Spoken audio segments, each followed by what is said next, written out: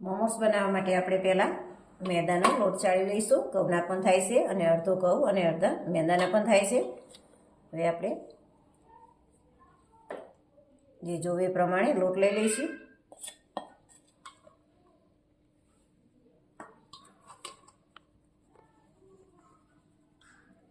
લોટને આપણે હંમેશા ચારીને જ વાપરવાનો છે. ચાલો આપણે મેદાનો લોટ લઈ લીધો છે. હવે આપણે આમાં મીઠું નાખીશું સ્વાદ પ્રમાણે.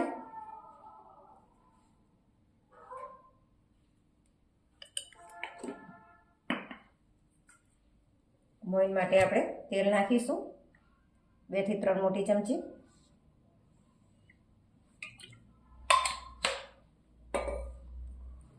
હવે આપણે આ બધું મિક્સ કરી લઈશું.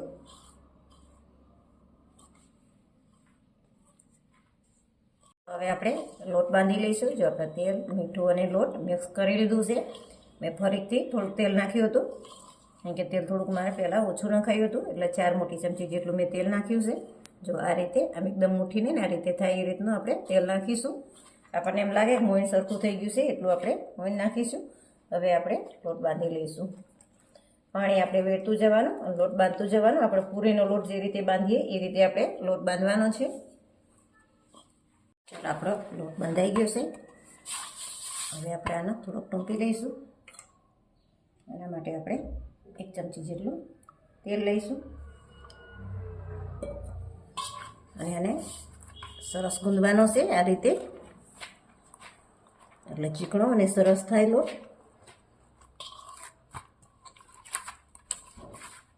આ રીતે આપણે લગભગ 2 મિનિટ જેટલો ગૂંદવાનો છે લોટને. ચાલો આપણો લોટ તૈયાર છે.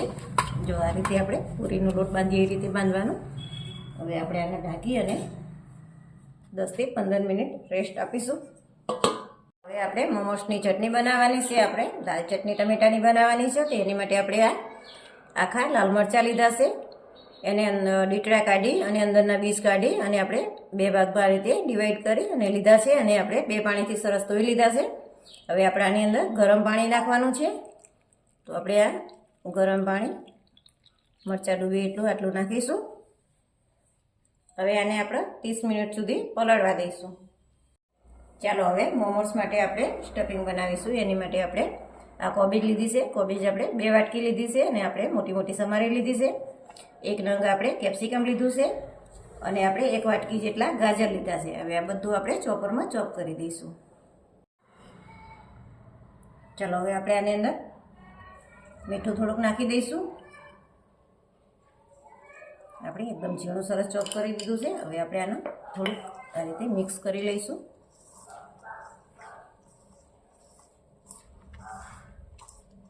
હવે આને આપણે ઢાંકી અને 5 મિનિટ સુધી રેસ્ટ આપવાનો છે. એટલે જે આની અંદર પાણી રહેલું હોય એ બધું આપણે કાઢી દેવાનું છે, એટલે બધું પાણી રિલીઝ થઈ જશે. ચાલો હવે આપણે આને ઢાંકીને રહેવા દઈશું. મોમોસની સ્પેશિયલ ચટણી બનાવી લઈશું. એની માટે આપણે આ મરચાં 30 મિનિટ પહેલાં પલળવા રાખ્યા હતા. એ જો સરસ પલળી ગયા છે. હવે આપણે આને કાઢી લઈશું. આ રીતે સરસ નીચોવી અને આપણે કાઢી લેવાના છે. તમે આમાં કાશ્મીરી આ રીતે સૂકા મરચાં હોય એ પણ લઈ શકો છો. આ મીડિયમ તીખાને લીધા છે. ચાલો આપણે મરચાં લઈ લીધા છે. હવે આપણે 10 થી 15 કળી આપણે લસણ લેવાનું છે અને આપણે 2 નંગ ટમેટા લીધા છે. હવે આપણે આને સમારીને આને અંદર નાખી દઈશું.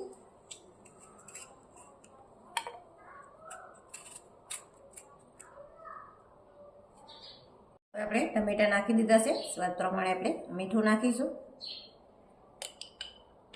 અને આપણે 1 ચમચી વિનેગર નાખીશું. વિનેગરની જગ્યાએ તમે લીંબુ નાખી શકો છો. 1 ચમચી અને આપણે ઉપર થોડુંક નાખીશું. આમાં આપણે પાણી નથી નાખવાનું. ટમેટા છે એટલે આસાનીથી પીસાઈ જશે. હવે આપણે આને ચટણી બનાવી લઈશું. ચટણી તૈયાર છે. ચાલો હવે આપણે મોમોસમાં નાખવા માટે 2 નંગ મીડિયમ સાઇઝની ડુંગળી લીધી છે, એટલે કે 1 વાટકી જેટલી થશે. આપણે 3 લીલા મરચાં લીધા છે મીડિયમ તીખા, વધારે તીખા નથી. આપણે બે કટકા નાના આપણે આદુનો લીધો છે, 10થી 12 કળી આપણે લસણ લીધું છે અને આપણે કોથમીર લીધી છે. અને આપણે હવે ચોપરમાં ચોપ કરી દઈશું. ચાલો હવે આપણે જોઈ લઈએ તો મીઠું નાખી અને રાખેલું હતું સ્ટફિંગ.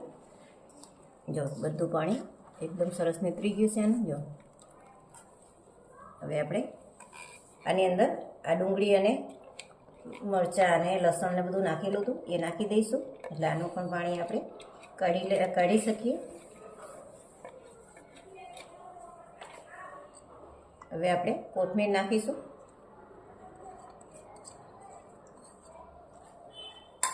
મિક્સ કરી લઈએ બધું. ચાલો હવે આપણે 1 ચમચી જેટલો મરી પાવડર લીધો છે એ મિક્સ કરી લઈશું. આ રીતે સરસ બધું મિક્સ કરી લેવાનું. હવે આપણે આના બધું પાણી કાઢી લેવાનું છે. તો એના માટે આપણે આ રીતે બે હાથની વચ્ચે રાખી આ રીતે આપણે ઈંચોવી અને બધું પાણી કાઢી લઈશું. આ તમે ગળણીમાં રાખી અને પણ કાઢી શકો છો અને કપડામાં કાઢી શકો છો. આ રીતે હાથથી કાઢું છું એટલે બધું પાણી તોય નીકળી જાય છે. એટલે આપણે બધું પાણી નીકાળી દેવાનું. ચાલો આપણે સ્ટફિંગમાંથી બધું પાણી નિતારી અને કાઢી લીધું છે. જો આપણે આટલું પાણી નીકળ્યું છે, 1 વાટકી જેટલું પાણી આપણે સ્ટફિંગની અંદરથી નીકળ્યું છે. આ પાણીને આપણે ફેંકવાનું નથી, લોટ બાંધવામાં કેમ લઈ લેવાનું છે. હવે આપણે આમાં 1 ચમચી તેલ નાખવાનું છે. આપણે 1 ચમચી તેલ નાખી અને મિક્સ કરી લઈશું. ચાલો હવે આપણે લોટ તરફ જઈશું. હવે જોઈ લો આપણે લોટ અડધી કલાક જેવું થઈ ગયું છે. હવે આપણે આને થોડોક મસરી લેવાનો છે. આપણે વહેલા સારો મસરી અને મૂકેલો હશે. હવે આપણે થોડીક વાર મસરી લઈશું. આને બહુ સરસ લોટ બની ગયો છે. ચાલો હવે આપણે આને નાની પૂરી વણવાની છે. એની માટે આપણે એક મોટો લુવો લઈશું આ રીતના. હવે આ રીતે આપણે આને લાંબો શેપ આપીશું. એટલે આપણે એક સરખા લુવા લઈ શકીએ આમાંથી. હવે આ રીતે આપણે આંગળી અને અંગૂઠાની વચ્ચે રાખી અને આ રીતે આપણે એક સરખા પૂરી બને એટલે આપણે લુવા લેવાના છે. મોમોસ બનાવવા માટે આપણે આ પૂરી જેવડું ગોળું લઈ લીધું છે. આપણે થોડોક લોટ લગાવેલો છે એની ઉપર. હવે આપણે આને પૂરી જેવા શેપમાં વણી લઈશું. આપણે જાડું નથી રાખવાનું, પતલું સરસ પૂરી જેવું બનાવવાનું છે. જો આ રીતની આપણે પૂરી વણી લઈશું. હવે આપણે આની અંદર સ્ટફિંગ નાખી દઈશું.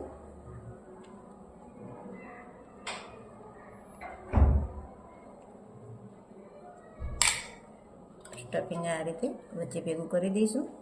હવે આપણે આને મોમોસ બનાવી દઈશું. જો આ રીતે આપણે પહેલાં લેવાનો એક સીડો, પછી આ રીતે આમ કરતા જવાનું અને આપણે આ રીતે આખું બીડું ફિટ કરી દેવાનું.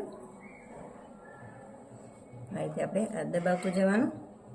આ રીતે આપણે જેમ પાટલી વાળતા હોય ને એ રીતે ચપટી લેતું જવાનું. જેમ જેમ આપણે આ રીતે કરીશું એમ અંદર દબાતું જશે. હવે આપણે આ બાજુથી લઈશું એટલે આપણે બંને બાજુ સરખું સરસ થઈ જાય. જો સરસ આખું આવી ગયું ને. હવે આપણે આ રીતે આમ કરી સહેજ આમ મચીરવાનું એટલે મોદક જેવો સરસ શેપ આવી જાય. જો આવી ગયું સરસ શેપ. આ રીતે સરસ ફિટ કરવાનું, નહીંતર ખુલી જશે. આ ઉપરનો ભાગ થોડુંક આપણે કટિંગ કરી દેવાનું, ઉપરથી જાડું ના થાય એ માટે થઈ. હવે આ રીતે આપણે એને દબાવી દઈશું. જો આપણો મોમોસ તૈયાર છે. ચાલો આપણા મોમોસ જો આ રીતે બધા બનાવી દીધા છે. આ છે રાઉન્ડ શેપમાં છે એ મેં બનાવ્યા છે અને આ લંબગોળમાં છે એ મારા બાબાએ બનાવ્યા છે. હું રસોઈ કરું ત્યારે મને બધા હેલ્પ કરતા જોઈશે, કારણ કે આ બધી વસ્તુમાં કંઈ એક હાથે થતું નથી હોતું. બધા ઘરના થોડી હેલ્પ કરે તો જ મજા આવે છે આ વસ્તુ બનાવવાની. ચાલો હવે આપણે આને સ્ટીમ કરી લઈશું.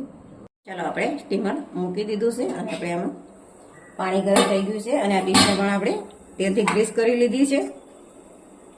હવે આપણે આને મૂકી દઈશું. આ રીતે આપણે થોડા અંતરે બધા જ ગોઠવી દઈશું. ચાલો આપણે મોમોસ મૂકી દીધા છે સ્ટીમ થવા.